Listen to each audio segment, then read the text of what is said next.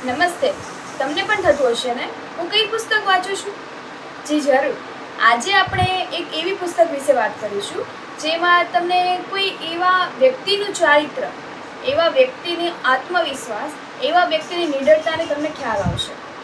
આપણે આજે એક પુસ્તક સમીક્ષા કરીશું જેમાં આપણે વાત કરીશું સ્વામી વિવેકાનંદનું સંક્ષિપ્ત જીવન. જી હા, મેં હમણાં જ એક પુસ્તક વાંચી છે જેનું નામ છે સ્વામી વિવેકાનંદ સંક્ષિપ્ત જીવન. આ પુસ્તકની અંદર સ્વામી વિવેકાનંદનું આખું જીવન દર્શાવેલું છે, જેની અંદર દરેક માહિતી, દરેક ઘટના, બધી જ માહિતી ટૂંકમાં અને ખૂબ જ સરસ રીતે સમજાય છે.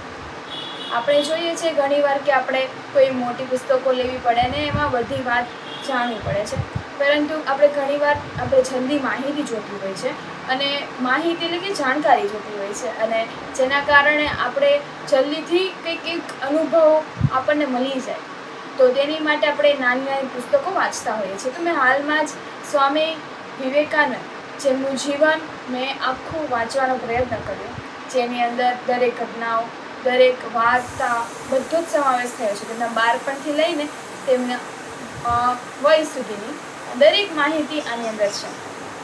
આપણે જોઈએ છે કે સ્વામી વિવેકાનંદ જેમનું જીવન કેટલું સુંદર છે. દરેક ઘટના, દરેક પડાવ એક અલગ જ સ્વરૂપે આવે છે અને તેમને નિડરતાથી સામનો કરે છે.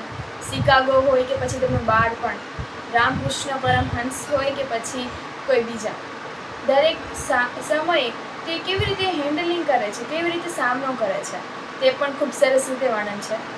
આ પુસ્તક મેં એક જગ્યાએ અમારા ક્લાસ ચાલતા હતા અને ત્યારે એક સર એટલે કે અમારા એક ભાઈ જેમનો એક લેક્ચર હતો અને તે દરમિયાન એમનો ખ્યાલ આવ્યો કે એમનો જન્મદિવસ છે ને તે બાળકોને ભેટ આપવા માંગે છે. તો અમને ભેટ સ્વરૂપે સ્વામી વિવેકાનંદ તેજસ્વી વ્યક્તિની અમને બુક ભેટ કરી, અને આ બુક મેં લગભગ 3-4 દિવસમાં પૂરી કરી. એની અંદર એટલા અલગ પડાવ આવતા હતા કે જે વાંચવાની એટલી મજા આવતી હતી, જેને કારણે ખ્યાલ આવ્યો કે હા, કે કોઈ એવી પુસ્તક તમે લો ને હાથમાં જેનાથી તમને વાંચવાનો રસ પડે, પછી તમારી ટેવ પડી જાય છે વાંચવાની. તો આ પુસ્તક પણ કંઈક એવી જ છે. આ પુસ્તકની અંદર બધી જ ઘટનાઓનું વર્ણન છે, સાથે શૌર્ય, ગાથા, નિડરતા જેવી દરેક બાબતો છે. સ્વામી વિવેકાનંદ કહેતા, એમની અંદર આત્મવિશ્વાસનો એક પોઈન્ટ મને ખૂબ જ ગમ્યો, જેમાં કહેતા કે જે વ્યક્તિ ધર્મ મુજબ નાસ્તિક કહે છે ને એ નાસ્તિક નથી, પરંતુ આજના સમયમાં આપણે નાસ્તિકની વ્યાખ્યા કરીએ ને, જે વ્યક્તિ પોતાનામાં વિશ્વાસ નથી રાખી શકતો ને તે વાસ્તવમાં નાસ્તિક છે. તો કેવું સુંદર રીતે કહ્યું ને એમને કે નાસ્તિક એ લોકો નથી કે જે લોકો ધર્મમાં નથી માનતા, નાસ્તિક એ લોકો છે કે જે વિશ્વાસ નથી રાખતા, પોતાનામાં વિશ્વાસ નથી રાખતા. અને આ ક્યાંક ને ક્યાંક કનેક્ટ થાય જ છે, એટલે કે આત્મવિશ્વાસ ધરાવો.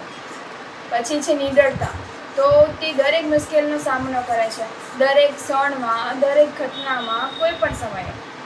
અને એક બાળપણની એક ઘટના છે, ક્લાસરૂમમાં જાય છે અને કંઈક સર કે ટીચર હોય તો એમના મિત્રને ખીજાય છે. એ લોકો વાતો કરતા હોય છે છેલ્લી બેન્ચથી બેસીને, ત્યારે સ્વામી વિવેકાનંદનું ધ્યાન ક્લાસરૂમમાં પણ હોય છે અને તે વાતોમાં પણ હોય છે. જ્યારે ટીચર એમને ઊભા કરીને પૂછે છે કે આ પ્રશ્નનો જવાબ શું છે, ત્યારે તે જવાબ પણ આપે છે. તેથી જ કહેવાય છે કે તે તેજસ્વી હતા. પણ તેમના મિત્રને પ્રશ્ન પૂછવામાં આવ્યો તો તે જવાબ ના આપી શક્યા, એટલે તેને બેન્ચ ઉપર ઊભા કરવામાં આવ્યા અથવા તો ક્લાસની બહાર જવાનું કહ્યું, બરાબર.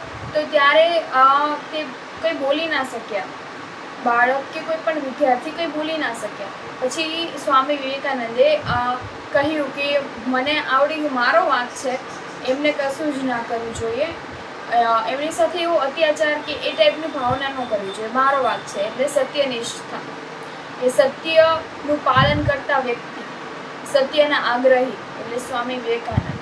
જેમનું જીવન ચારિત્ર જોઈએ ને તો તેમનામાં ક્ષણમાં જીવન ચારિત્રના જે પણ ગુણ આવે ને ચારિત્રવાન વ્યક્તિના, તે દરેક ગુણનો સમાવેશ થયો છે. તે ચારિત્રવાન વ્યક્તિ છે તેની દરેક ક્ષણમાં આપણને ખ્યાલ આવે છે કે સ્વામી વિવેકાનંદ ચારિત્રવાન છે, સ્વામી વિવેકાનંદનું ઉઘડતર થયું છે, સ્વામી વિવેકાનંદ આત્મવિશ્વાસ, નિડરતા ધરાવે છે, સ્વામી વિવેકાનંદ ધ્યેયનિષ્ઠ છે. તો આ બધી બાબતોથી ખ્યાલ આવે કે સ્વામી વિવેકાનંદમાં શું છે એ બધું. આ એક પુસ્તક નથી, એક વ્યક્તિનું જીવન છે, જેમાંથી ખબર પડે છે કે એક વ્યક્તિનું જીવન જ્યારે આપણે વાંચતા હોઈએ ને ત્યારે એ વ્યક્તિનું અનુભવ રહ્યો ને એ જ અનુભવ આપણી અંદર એટલે કે આપણી પાસે હોય છે. એટલે ખૂબ સરસ છે.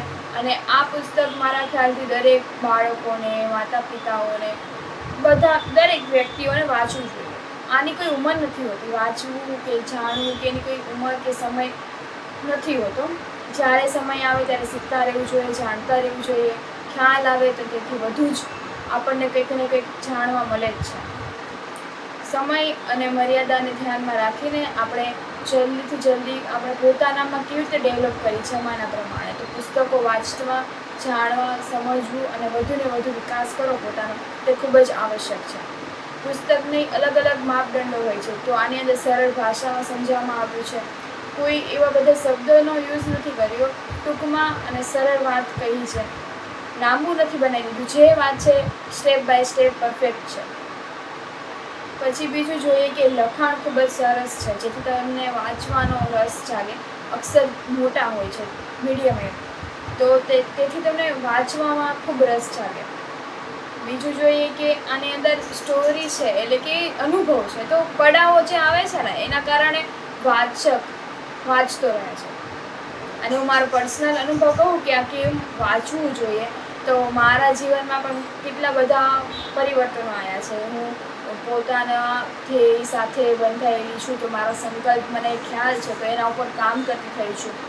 પછી પોતાની જાત ઉપર કામ કરતી થઈ છું. એટલે કહેવાય ને કે આપણે જેવો સંગ તેવો રંગ, તો પુસ્તક સાથે સંગ કરો તો એવો જ તમારામાં રંગ આવશે છે. તો તમારે એ રીતે કરવું જોઈએ કે મિત્ર પુસ્તક છે, પુસ્તક સાથે રહો અને તમારામાં એવું જ જ્ઞાન, એવો જ તમારો રંગ, હાવભાવ બધું જ તમારું થશે કે જેવી પુસ્તક તમે પસંદ કરશો તેના કારણે થશે. તો મારો એવો તમને વ્યક્તિગત એવો પ્રસ્તાવ છે કે તમે વાંચો, તમારા મિત્રોને કહો, તે પણ વાંચે, જાણે, સમજે અને વધુને વધુ લોકો સુધી પહોંચાડે. કોઈ પણ પુસ્તક લો પણ થોડા ટાઈમ સુધી તો વાંચો જ. એવું કરું કે દિવસમાં હું 1 કે 2 દિવસ નહીં, પરંતુ હું સતત વાંચું, પણ સાથે હું એક દિવસમાં 10 પેજ વાંચ્યા વગર હું સૂઈશ નહીં. નિયમ બનાવી લો જેથી કરીને તમે સરળતાથી વાંચી શકો. અને એક ટાસ્ક હોય, ટાસ્કને પૂરો કરવા માટે તમે વાંચશો તો જરૂર. એટલે આવી રીતે કોઈક ને કોઈક સંકલ્પ લો, જાણો, ચેલેન્જ લો અને વધુને વધુ પ્રયત્ન કરો. તો આ પુસ્તક વિશેની હજી માહિતી જોઈતી હોય તો કોમેન્ટ કરો, જાણ આપો કે તમારે શું જોઈએ છે. તો આપણે ફરીથી નવા વિડીયો સાથે મળીશું. ધન્યવાદ.